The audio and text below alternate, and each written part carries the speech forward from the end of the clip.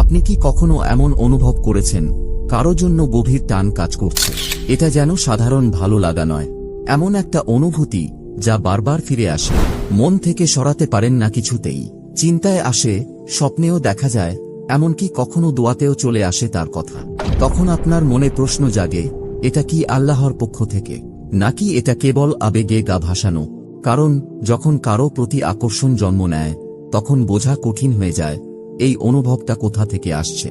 এটা কি সত্যিকারের ভালোবাসা, নাকি কোনো পরীক্ষা, নাকি এটা শুধুই নফসের ধোঁকা যে আপনার আকর্ষণকে তাকদীর বলে সাজিয়ে তুলছে? সত্যি কথা হলো, আজকের সময়ে হালাল ভালোবাসাকে যেমন রোমান্টিকভাবে উপস্থাপন করা হয়, ফলো ইউর হার্ট টাইপ কথা যেভাবে ছড়িয়ে আছে, তাতে অনেকেই না বুঝেই হারাম সম্পর্কে জড়িয়ে পড়ে। ভাবেন এটা বুঝি আল্লাহর পক্ষ থেকে কোনো ইশারা। কিন্তু বাস্তবতা হলো, সব অনুভব আল্লাহর পক্ষ থেকে নয়, আর সব ইচ্ছাও পবিত্র নয়। তবুও হ্যাঁ, কখনো আল্লাহ আপনার হৃদয়ে এমন ভালোবাসা দেন যেটা তার পরিকল্পনার অংশ, আরেকটি বিশেষ রহমত। কিন্তু আপনি কিভাবে বুঝবেন কোনটা আল্লাহর পক্ষ থেকে আর কোনটা শুধুই মন ও নফসের খেলা? এই ভিডিওতে আমরা জানব 4টি স্পষ্ট আলামত যা দেখে আপনি বুঝতে পারবেন আপনার অনুভবটা আসলেই আল্লাহর পক্ষ থেকে আসা একটি রহমত, নাকি এটা কেবল এক মুহূর্তের আবেগ যা আপনাকে বিভ্রান্ত করছে। ভিডিওটি শেষ পর্যন্ত দেখুন, কারণ অনেকেই ভালোবাসার পেছনে না ভেবে ছুটে গিয়ে এমন ভুল করে বসেন যার জন্য সারা জীবন আফসোস করতে হয়। কিন্তু আপনি যদি এই 4টি আলামতের যে কোনো একটি নিজের মাঝে পান, তবে ধরে নিতে পারেন আপনার হৃদয় পথভ্রষ্ট নয়, বরং সঠিক পথের দিকে পরিচালিত হচ্ছে। প্রথম আলামত, এই টান বা চাওয়া যদি আপনাকে আল্লাহর আরও কাছাকাছি নিয়ে যায়, তাহলে এটা শুধুই আবেগ নয়, এটা হতে পারে এক বিশেষ ইশারা। আপনি কারো কথা ভাবছেন, কিন্তু আশ্চর্যজনকভাবে সেই মানুষটার কথা মনে পড়লেই আপনার নামাজের কথা মনে পড়ে, আপনার দোয়া মনে পড়ে, আল্লাহকে ভয় করার কথা মনে পড়ে। আপনি উন্মাদ বা বেপরোয়া হয়ে পড়েন না, বরং আপনার মনে হয় এই অনুভবটাকে আগলে রাখতে হবে, এর সম্মান রাখতে হবে। এটি ভালো লাগার পেছনে ছুটে বেড়ানো নয়, বরং এটি যেন হারিয়ে না যায় সেদিকেই মনোযোগ থাকে। এটাই এক শক্তিশালী আলামত, কারণ যখন কোনো টান আসে নফস বা নিজের ইচ্ছা থেকে, তখন সেটা মানুষকে আল্লাহ থেকে দূরে নিয়ে যায়। আপনি ছোট ছোট গুনাহকে হালকা ভাবতে বা জায়েজ মনে করতে শুরু করেন। ভাবেন আসলে তো শুধু কথা বলছি, তার মেসেজের জন্য নামাজ দেরি করে ফেলেন, কারণ আপনি অপেক্ষায় থাকেন কখন তার রিপ্লাই আসবে। রাতে ঘুম হারাম হয় ইবাদতের জন্য নয়, চ্যাটিং করার জন্য। কিন্তু যখন সেই চাওয়া বা টান আল্লাহর পক্ষ থেকে হয়, তখন সেটা আপনাকে আল্লাহর দিকেই টেনে নেয়। আপনি নিজের চরিত্রের প্রতি আরও যত্নবান হয়ে ওঠেন, দৃষ্টি নিচু রাখেন, লজ্জার জন্য নয়, বরং সম্মানের কারণে। দোয়া করেন আরও গভীরভাবে, শুধু তার জন্য নয়, বরং হেদায়েতের জন্য। আপনি ভাবেন নিকাহ সম্পর্কে, ফ্লার্টিং সম্পর্কে নয়। আপনার মনে হয় আমি নিজেকে আরও ভালো বানাতে চাই, কাউকে ইমপ্রেস করতে নয়, বরং নিজেকে আল্লাহর কাছে যোগ্য বানাতে। আপনার হৃদয় যেন আল্লাহর দরবারে এভাবে বলছে, হে আল্লাহ, যদি এই মানুষটি আমার জন্য কল্যাণকর হয়, তাহলে আমাকে এমন বানিয়ে দিন যেন আমি তার উপযুক্ত হই। এই মানসিকতা, এটা নফস থেকে আসে না, এটা এমন একটা চাওয়া যা আল্লাহর স্মরণে বিশুদ্ধ হয়ে উঠছে।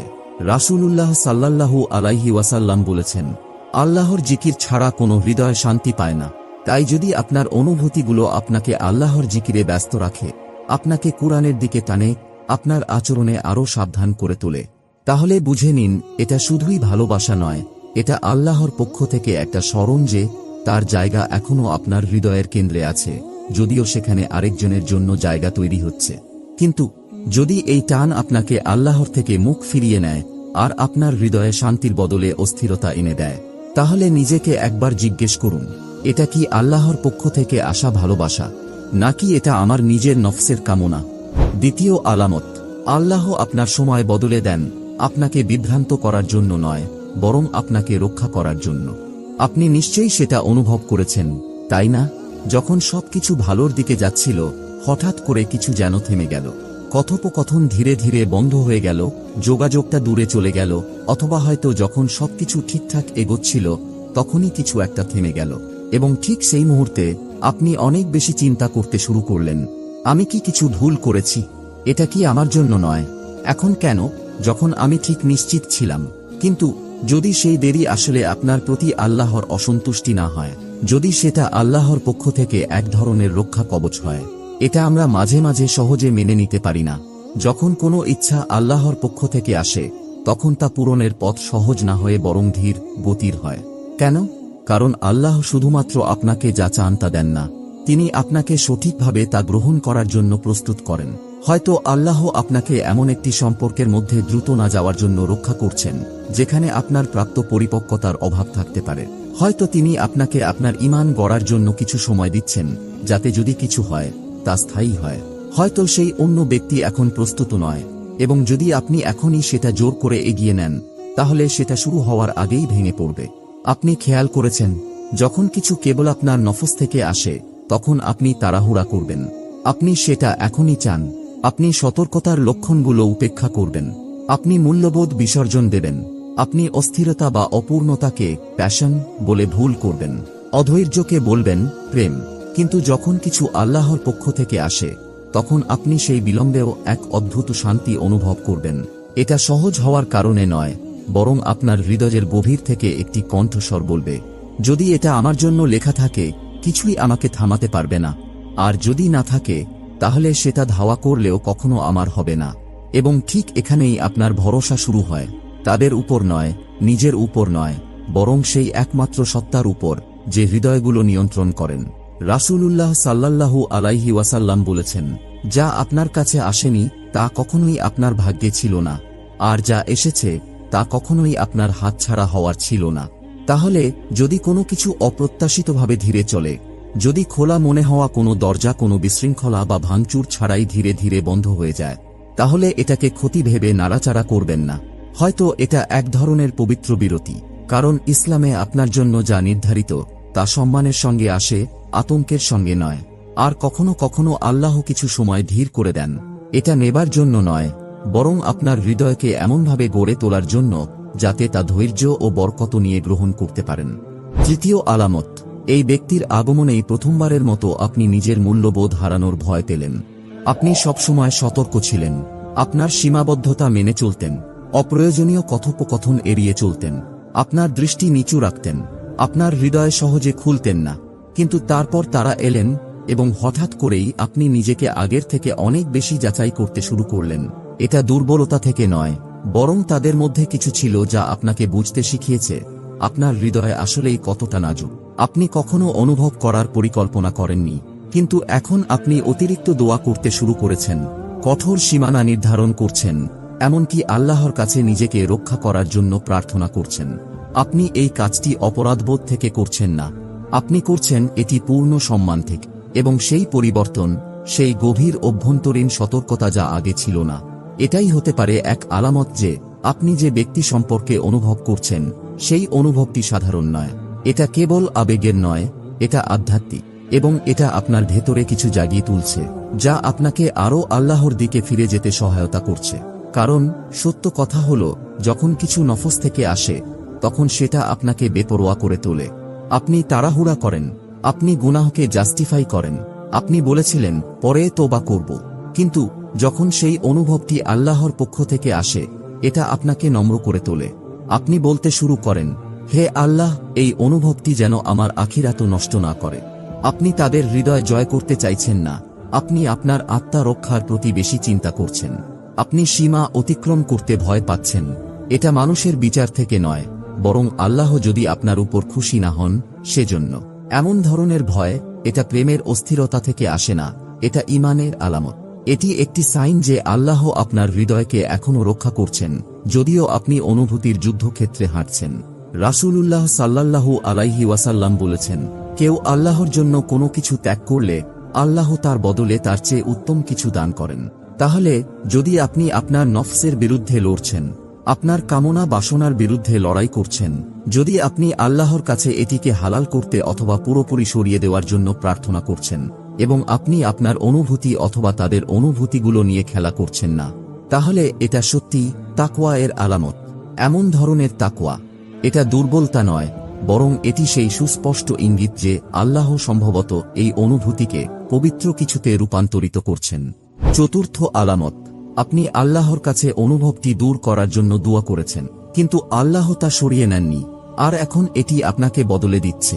আপনি দোয়া করেছেন, হে আল্লাহ, যদি এটা আমার জন্য ভালো না হয় তবে এটা সরিয়ে দিন। আপনি এটিকে বন্ধ করার চেষ্টা করেছেন।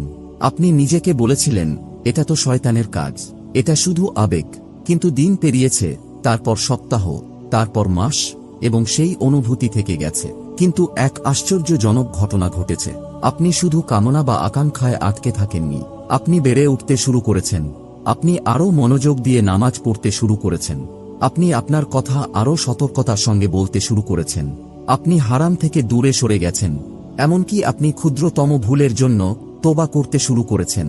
এবং হঠাৎ এই অনুভূতি, যেটা আপনি শুধু আকর্ষণ মনে করতেন, এটি এখন আপনার জন্য এক আয়নায় পরিণত হয়েছে। এটি আপনাকে আপনার সেই দিকগুলো দেখিয়েছে যা আপনি এড়িয়ে যাচ্ছিলেন। এটা আপনাকে আপনার হৃদয়, আপনার উদ্দেশ্য এবং আপনার আল্লাহর সাথে সম্পর্ক পরিশুদ্ধ করতে সাহায্য করেছে। এবং আপনি এখনও নিশ্চিত নন কেন এটা চলে যায়নি, কেন প্রতিবার দমন করার পরও এটি আরও শক্তিশালী হয়ে ফিরে আসে। হতে পারে এটি যাওয়ার জন্য আসেনি, হয়তো এটি আপনাকে পরিশুদ্ধ করার জন্য এসেছে। হয়তো আল্লাহ এই কামনাটিকে আপনার হৃদয়ে রেখেছেন তা পূরণ করার জন্য নয়, বরং আপনাকে গড়ে তোলার জন্য। কারণ কখনো কখনো যা আমরা বিভ্রান্তি মনে করি, এটা আসলে সেই উপকরণ যা আল্লাহ আমাদেরকে সঠিক পথে ফিরিয়ে আনতে ব্যবহার করছেন। এখন লক্ষ্য করুন, যদি এই আকাঙ্ক্ষা আপনাকে ইস্তেখারা করতে উদ্বুদ্ধ করে, হৃদয় পবিত্র করতে শেখায়, চরিত্র উন্নত করতে সাহায্য করে, আল্লাহর ইচ্ছার কাছে নিজেকে সঁপে দিতে শেখায়, তাহলে সেই ব্যক্তি আপনার জীবনে আসুক বা না আসুক, এই আকাঙ্ক্ষা ইতিমধ্যেই তার কাজ সম্পন্ন করেছে। রাসূলুল্লাহ সাল্লাল্লাহু আলাইহি ওয়াসাল্লাম বলেছেন, আল্লাহকে ভয় করো, তিনি তোমার হৃদয়কে সঠিক পথ দেখাবেন। সুতরাং এই অনুভূতি দূর না হওয়ার কারণ হতে পারে আল্লাহ এটি দ্বারা আপনাকে পথ দেখাচ্ছেন, কোনো ব্যক্তির দিকে নয়, বরং এমন একজন মানুষ হওয়ার দিকে যে আল্লাহর জন্য ভালোবাসে, নিজের জন্য নয়। প্রিয় ভাই ও বোনেরা, কাউকে ভালোবাসা বা আকর্ষণ অনুভব করা হারাম নয়, কিন্তু সীমাহীনভাবে তা অনুসরণ করা হারাম। এখানেই অনেকেই বিভ্রান্তিতে পড়েন। ভালোবাসা, আকর্ষণ, আবেগ, এগুলো মানুষের স্বভাবজাত, কিন্তু একজন মুসলিমকে আলাদা করে তোলে এই অনুভূতিগুলোকে সামলানোর পদ্ধতি। আল্লাহ কখনো আপনার হৃদয়ে ভালোবাসা রাখেন পরীক্ষা হিসেবে, কখনো রহমত হিসেবে, আর অনেক সময় শুধু আপনাকে তার দিকে ফিরিয়ে আনার জন্যই। এখন নিজেকে একটু জিজ্ঞেস করুন, এই অনুভূতি কি আমাকে আল্লাহর বেশি কাছে নিয়ে গেছে, আমার সম্মান রক্ষার ব্যাপারে সচেতন করেছে, গুনাহ থেকে বাঁচার ভয় সৃষ্টি করেছে, কারো পিছনে ছোটার বদলে আল্লাহর দিকে হাত বাড়াতে শিখিয়েছে? যদি উত্তর হ্যাঁ হয়, তাহলে এটা শুধু একটি আকর্ষণ নয়, এটা হতে পারে আপনার পরিবর্তনের একটি মাধ্যম। কিন্তু একটি কথা সব সময় মনে রাখবেন, যদি কিছুই না হয়, যদি আপনি এই জীবনে তাদের সাথে না থাকতে পারেন, তবু আপনি জিতেছেন, কারণ আপনি আল্লাহর দিকে ফিরে এসেছেন। এই ধরনের ভালোবাসা, এই ধরনের জাগরণ কখনোই বৃথা যায় না। যদি হৃদয়ে ব্যথা থাকে, যদি কি করবেন বুঝতে না পারেন, তাহলে সিজদায় পড়ে বলুন, ইয়া আল্লাহ, যদি এই ব্যক্তি আমার জন্য হয়, তাহলে সহজ ও পবিত্রভাবে দান করুন, আর যদি না হয়, তবে ব্যথাহীনভাবে আমার হৃদয় থেকে সরিয়ে দিন। এই অনুভূতির বদলে আমাকে আরও ভালো কিছু দিন, আর আমাকে এমন ভালোবাসা দিন যা আমার জন্য আপনি লিখে রেখেছেন। এই ভিডিওটি যদি আপনার হৃদয়ে স্পর্শ করে থাকে, তবে নিচে কমেন্টে এই দোয়াটি লিখুন, হে আল্লাহ, আমার হৃদয় শুদ্ধ করুন এবং আমার আবেগকে সঠিক পথ প্রদর্শন করুন। হয়তো আপনার এই ছোট্ট কথাটি কারো রাতের অশান্তি দূর করবে। আর যদি এই ভিডিও থেকে সামান্যতম স্পষ্টতা পেয়ে থাকেন, তবে লাইক ও সাবস্ক্রাইব করতে ভুলবেন না। এটি সম্পূর্ণ বিনামূল্যে, কিন্তু এর মাধ্যমে আরও অনেক হৃদয়ে এই বার্তা পৌঁছাতে পারব আমরা, যারা নীরবে একই বিভ্রান্তির মধ্যে স্ট্রাগলিং করছে। আল্লাহ আপনার নিয়ত পবিত্র করুন, আপনার আবেগকে হেফাজত করুন, এবং এমন একটি ভালোবাসা দান করুন যা দুনিয়া ও আখিরাতে আপনাকে তার আরও কাছে নিয়ে যায়। আমিন। আপনি কি কখনো এমন অনুভব করেছেন, কারো জন্য গভীর টান কাজ করছে? এটা যেন সাধারণ ভালো লাগা নয়, এমন একটা অনুভূতি যা বারবার ফিরে আসে, মন থেকে সরাতে পারেন না কিছুতেই। চিন্তায় আসে, স্বপ্নেও দেখা যায়, এমনকি কখনো দোয়াতেও চলে আসে তার কথা। তখন আপনার মনে প্রশ্ন জাগে, এটা কি আল্লাহর পক্ষ থেকে, নাকি এটা কেবল আবেগে গা ভাসানো? কারণ যখন কারো প্রতি আকর্ষণ জন্ম নেয়, তখন বোঝা কঠিন হয়ে যায় এই অনুভবটা কোথা থেকে আসছে। এটা কি সত্যিকারের ভালোবাসা, নাকি কোনো পরীক্ষা, নাকি এটা শুধুই নফসের ধোঁকা যে আপনার আকর্ষণকে তাকদীর বলে সাজিয়ে তুলছে? সত্যি কথা হলো, আজকের সময়ে হালাল ভালোবাসাকে যেমন রোমান্টিকভাবে উপস্থাপন করা হয়, ফলো ইউর হার্ট টাইপ কথা যেভাবে ছড়িয়ে আছে, তাতে অনেকেই না বুঝেই হারাম সম্পর্কে জড়িয়ে পড়ে। ভাবেন এটা বুঝি আল্লাহর পক্ষ থেকে কোনো ইশারা। কিন্তু বাস্তবতা হল, সব অনুভব আল্লাহর পক্ষ থেকে নয়, আর সব ইচ্ছাও পবিত্র নয়। তবুও হ্যাঁ, কখনো আল্লাহ আপনার হৃদয়ে এমন ভালোবাসা দেন যেটা তার পরিকল্পনার অংশ, আরেকটি বিশেষ রহমত। কিন্তু আপনি কিভাবে বুঝবেন কোনটা আল্লাহর পক্ষ থেকে আর কোনটা শুধুই মন ও নফসের খেলা? এই ভিডিওতে আমরা জানব 4টি স্পষ্ট আলামত, যা দেখে আপনি বুঝতে পারবেন আপনার অনুভবটা আসলেই আল্লাহর পক্ষ থেকে আসা একটি রহমত, নাকি এটা কেবল এক মুহূর্তের আবেগ যা আপনাকে বিভ্রান্ত করছে। ভিডিওটি শেষ পর্যন্ত দেখুন, কারণ অনেকেই ভালোবাসার পেছনে না ভেবে ছুটে গিয়ে এমন ভুল করে বসেন যার জন্য সারা জীবন আফসোস করতে হয়।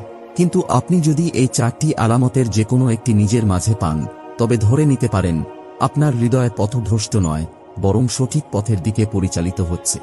প্রথম আলামত, এই টান বা চাওয়া যদি আপনাকে আল্লাহর আরও কাছাকাছি নিয়ে যায়, তাহলে এটা শুধুই আবেগ নয়, এটা হতে পারে এক বিশেষ ইশারা।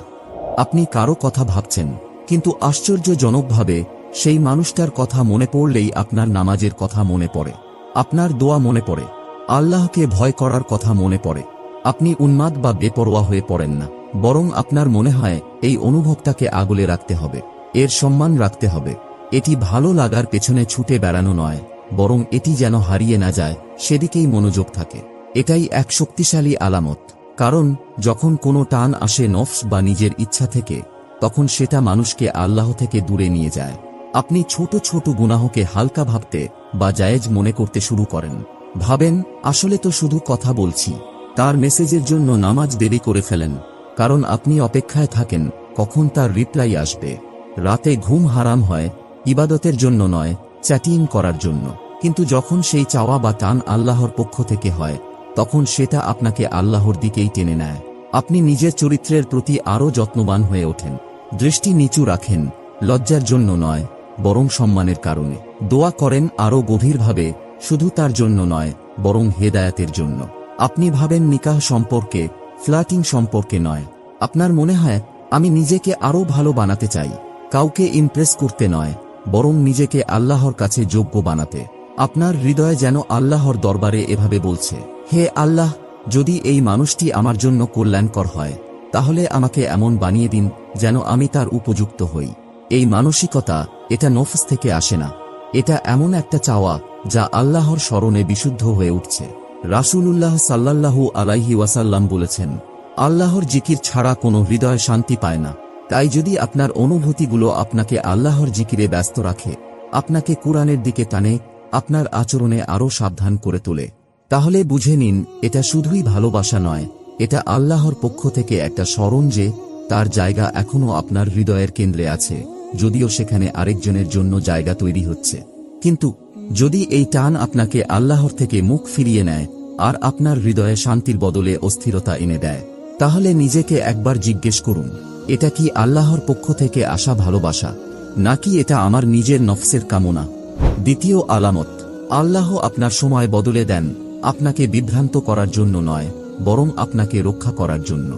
আপনি নিশ্চয়ই সেটা অনুভব করেছেন, তাই না? যখন সবকিছু ভালোর দিকে যাচ্ছিল, হঠাৎ করে কিছু যেন থেমে গেল। কথোপকথন ধীরে ধীরে বন্ধ হয়ে গেল, যোগাযোগটা দূরে চলে গেল, অথবা হয়তো যখন সবকিছু ঠিকঠাক এগোচ্ছিল, তখনই কিছু একটা থেমে গেল। এবং ঠিক সেই মুহূর্তে আপনি অনেক বেশি চিন্তা করতে শুরু করলেন, আমি কি কিছু ভুল করেছি? এটা কি আমার জন্য নয়? এখন কেন, যখন আমি ঠিক নিশ্চিত ছিলাম? কিন্তু যদি সেই দেরি আসলে আপনার প্রতি আল্লাহর অসন্তুষ্টি না হয়, যদি সেটা আল্লাহর পক্ষ থেকে এক ধরনের রক্ষা কবচ হয়, এটা আমরা মাঝে মাঝে সহজে মেনে নিতে পারি না। যখন কোনো ইচ্ছা আল্লাহর পক্ষ থেকে আসে, তখন তা পূরণের পথ সহজ না হয়ে বরং ধীর গতির হয়। কেন? কারণ আল্লাহ শুধুমাত্র আপনাকে যা চান তা দেন না, তিনি আপনাকে সঠিকভাবে তা গ্রহণ করার জন্য প্রস্তুত করেন। হয়তো আল্লাহ আপনাকে এমন একটি সম্পর্কের মধ্যে দ্রুত না যাওয়ার জন্য রক্ষা করছেন, যেখানে আপনার প্রাপ্ত পরিপক্কতার অভাব থাকতে পারে। হয়তো তিনি আপনাকে আপনার ঈমান গড়ার জন্য কিছু সময় দিচ্ছেন, যাতে যদি কিছু হয় তা স্থায়ী হয়। হয়তো সেই অন্য ব্যক্তি এখন প্রস্তুত নয়, এবং যদি আপনি এখনই সেটা জোর করে এগিয়ে নেন, তাহলে সেটা শুরু হওয়ার আগেই ভেঙে পড়বে। আপনি খেয়াল করেছেন, যখন কিছু কেবল আপনার নফস থেকে আসে, তখন আপনি তাড়াহুড়া করবেন, আপনি সেটা এখনই চান। আপনি সতর্কতার লক্ষণগুলো উপেক্ষা করবেন। আপনি মূল্যবোধ বিসর্জন দেবেন। আপনি অস্থিরতা বা অপূর্ণতাকে প্যাশন বলে ভুল করবেন। অধৈর্যকে বলবেন প্রেম। কিন্তু যখন কিছু আল্লাহর পক্ষ থেকে আসে, তখন আপনি সেই বিলম্বেও এক অদ্ভুত শান্তি অনুভব করবেন। এটা সহজ হওয়ার কারণে নয়, বরং আপনার হৃদয়ের গভীর থেকে একটি কণ্ঠস্বর বলবে, যদি এটা আমার জন্য লেখা থাকে, কিছুই আমাকে থামাতে পারবে না। আর যদি না থাকে, তাহলে সেটা ধাওয়া করলেও কখনো আমার হবে না। এবং ঠিক এখানেই আপনার ভরসা শুরু হয়, তাদের উপর নয়, নিজের উপর নয়, বরং সেই একমাত্র সত্তার উপর, যে হৃদয়গুলো নিয়ন্ত্রণ করেন। রাসূলুল্লাহ সাল্লাল্লাহু আলাইহি ওয়াসাল্লাম বলেছেন, যা আপনার কাছে আসেনি তা কখনোই আপনার ভাগ্যে ছিল না, আর যা এসেছে তা কখনোই আপনার হাতছাড়া হওয়ার ছিল না। তাহলে যদি কোনো কিছু অপ্রত্যাশিতভাবে ধীরে চলে, যদি খোলা মনে হওয়া কোনো দরজা কোনো বিশৃঙ্খলা বা ভাঙচুর ছাড়াই ধীরে ধীরে বন্ধ হয়ে যায়, তাহলে এটাকে ক্ষতি ভেবে নাড়াচাড়া করবেন না। হয়তো এটা এক ধরনের পবিত্র বিরতি, কারণ ইসলামে আপনার জন্য যা নির্ধারিত তা সম্মানের সঙ্গে আসে, আতঙ্কের সঙ্গে নয়। আর কখনো কখনো আল্লাহ কিছু সময় ধীর করে দেন, এটা নেবার জন্য নয়, বরং আপনার হৃদয়কে এমনভাবে গড়ে তোলার জন্য যাতে তা ধৈর্য ও বরকত নিয়ে গ্রহণ করতে পারেন। তৃতীয় আলামত, এই ব্যক্তির আগমনেই প্রথমবারের মতো আপনি নিজের মূল্যবোধ হারানোর ভয় পেলেন। আপনি সবসময় সতর্ক ছিলেন, আপনার সীমাবদ্ধতা মেনে চলতেন, অপ্রয়োজনীয় কথোপকথন এড়িয়ে চলতেন, আপনার দৃষ্টি নিচু রাখতেন, আপনার হৃদয় সহজে খুলতেন না। কিন্তু তারপর তারা এলেন, এবং হঠাৎ করেই আপনি নিজেকে আগের থেকে অনেক বেশি যাচাই করতে শুরু করলেন। এটা দুর্বলতা থেকে নয়, বরং তাদের মধ্যে কিছু ছিল যা আপনাকে বুঝতে শিখিয়েছে আপনার হৃদয় আসলেই কতটা নাজুক। আপনি কখনো অনুভব করার পরিকল্পনা করেননি, কিন্তু এখন আপনি অতিরিক্ত দোয়া করতে শুরু করেছেন, কঠোর সীমানা নির্ধারণ করছেন, এমনকি আল্লাহর কাছে নিজেকে রক্ষা করার জন্য প্রার্থনা করছেন। আপনি এই কাজটি অপরাধবোধ থেকে করছেন না, আপনি করছেন এটি পূর্ণ সম্মান থেকে। এবং সেই পরিবর্তন, সেই গভীর অভ্যন্তরীণ সতর্কতা যা আগে ছিল না, এটাই হতে পারে এক আলামত যে আপনি যে ব্যক্তি সম্পর্কে অনুভব করছেন সেই অনুভবটি সাধারণ নয়। এটা কেবল আবেগের নয়, এটা আধ্যাত্মিক, এবং এটা আপনার ভেতরে কিছু জাগিয়ে তুলছে যা আপনাকে আরও আল্লাহর দিকে ফিরে যেতে সহায়তা করছে। কারণ সত্য কথা হলো, যখন কিছু নফস থেকে আসে, তখন সেটা আপনাকে বেপরোয়া করে তোলে। আপনি তাড়াহুড়া করেন, আপনি গুনাহকে জাস্টিফাই করেন, আপনি বলেছিলেন পরে তোবা করব। কিন্তু যখন সেই অনুভবটি আল্লাহর পক্ষ থেকে আসে, এটা আপনাকে নম্র করে তোলে। আপনি বলতে শুরু করেন, হে আল্লাহ, এই অনুভবটি যেন আমার আখিরাত নষ্ট না করে। আপনি তাদের হৃদয় জয় করতে চাইছেন না, আপনি আপনার আত্মা রক্ষার প্রতি বেশি চিন্তা করছেন। আপনি সীমা অতিক্রম করতে ভয় পাচ্ছেন। এটা মানুষের বিচার থেকে নয়, বরং আল্লাহ যদি আপনার উপর খুশি না হন সেজন্য। এমন ধরনের ভয়, এটা প্রেমের অস্থিরতা থেকে আসে না, এটা ঈমানের আলামত। এটি একটি সাইন যে আল্লাহ আপনার হৃদয়কে এখনও রক্ষা করছেন, যদিও আপনি অনুভূতির যুদ্ধক্ষেত্রে হাঁটছেন। রাসূলুল্লাহ সাল্লাল্লাহু আলাইহি ওয়াসাল্লাম বলেছেন, কেউ আল্লাহর জন্য কোনো কিছু ত্যাগ করলে আল্লাহ তার বদলে তার চেয়ে উত্তম কিছু দান করেন। তাহলে যদি আপনি আপনার নফসের বিরুদ্ধে লড়ছেন, আপনার কামনা বাসনার বিরুদ্ধে লড়াই করছেন, যদি আপনি আল্লাহর কাছে এটিকে হালাল করতে অথবা পুরোপুরি সরিয়ে দেওয়ার জন্য প্রার্থনা করছেন, এবং আপনি আপনার অনুভূতি অথবা তাদের অনুভূতিগুলো নিয়ে খেলা করছেন না, তাহলে এটা সত্যি তাকওয়া এর আলামত। এমন ধরনের তাকওয়া, এটা দুর্বলতা নয়, বরং এটি সেই সুস্পষ্ট ইঙ্গিত যে আল্লাহ সম্ভবত এই অনুভূতিকে পবিত্র কিছুতে রূপান্তরিত করছেন। চতুর্থ আলামত, আপনি আল্লাহর কাছে অনুভবটি দূর করার জন্য দোয়া করেছেন, কিন্তু আল্লাহ তা সরিয়ে নেননি, আর এখন এটি আপনাকে বদলে দিচ্ছে। আপনি দোয়া করেছেন, হে আল্লাহ, যদি এটা আমার জন্য ভালো না হয় তবে এটা সরিয়ে দিন। আপনি এটিকে বন্ধ করার চেষ্টা করেছেন। আপনি নিজেকে বলেছিলেন, এটা তো শয়তানের কাজ, এটা শুধু আবেগ।